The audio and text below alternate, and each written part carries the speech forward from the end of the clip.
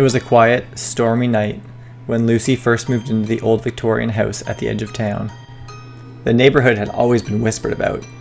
People said the house was cursed, haunted by souls of its previous owners, but Lucy, a writer searching for solitude, didn't believe in ghosts. She saw only the beauty of the house, its ornate carvings, the creaky wooden floors, the grand staircase that led to mysterious rooms.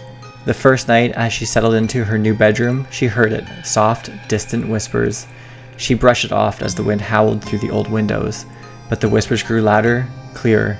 By the third night, they were unmistakable. "Help us." The voice was faint but desperate, coming from within the walls themselves. At first, Lucy thought she was imagining it. The house was old, and old houses made strange noises. Yet the longer she stayed, the more whispers seemed to call her, growing urgently. Determined to ignore them, she focused on her writing. But every time she tried to concentrate, the whispers would rise again, more insistent, more desperate. One night, unable to bear it any longer, Lucy decided to investigate. Armed with only a flashlight, she crept down the long hallway, the sound of the storm outside muffling the whispers. They led her to the basement door. The air grew cold as she reached for the handle. It creaked open with an ominous groan, revealing a dark, damp space filled with cobwebs and forgotten relics. The whispers came from somewhere deep within the walls, echoing in her ears like a chant. "Help us, please, help us." Lucy, heart pounding, followed the sound. She ran her hands along the walls, feeling for a hidden door or passage. Her fingers brushed something cold and smooth. It felt different from the rest of the wood-paneled wall. With a force she didn't know she had, Lucy pushed against the stone. The wall shifted, revealing a small, cramped room behind it. Inside there was nothing but a single, old-fashioned rocking chair that creaked back and forth on its own, as it moved by an unseen hand.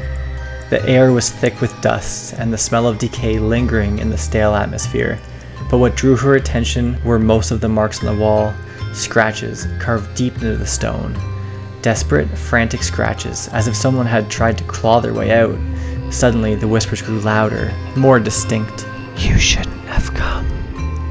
A cold gust of wind slammed the door shut behind her, trapping her inside the room. Lucy spun around, her flashlight flickering. She barely registered the movement in the corner, shadows swirling, taking shape. A figure appeared in the corner, pale, eyes hollow, and wide with terror. The figure raised a skeletal hand and pointed toward her, mouthing words she couldn't hear but understood all the same. Lucy's heart raced and her breath hitched. The whispers now sounded like a chorus of voices, all warning her, begging her to leave. But she was frozen, her body numb, unable to escape the grip of the room. The figure stepped closer, its bony fingers reaching for her. "Help us, or join us." Before Lucy could react, the room seemed to shrink. The walls pressed in, the shadows twisted, and the whispers turned into guttural screams. The floor beneath her gave way, and she fell into the dark abyss below.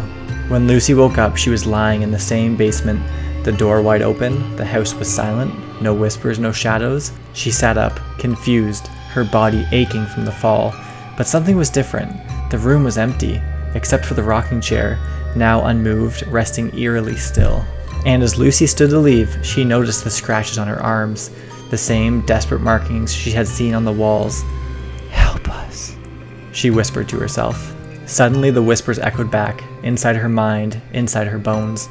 Lucy was never seen again, but the house still stands, waiting for the next soul brave or foolish enough to listen to the whispers in the walls.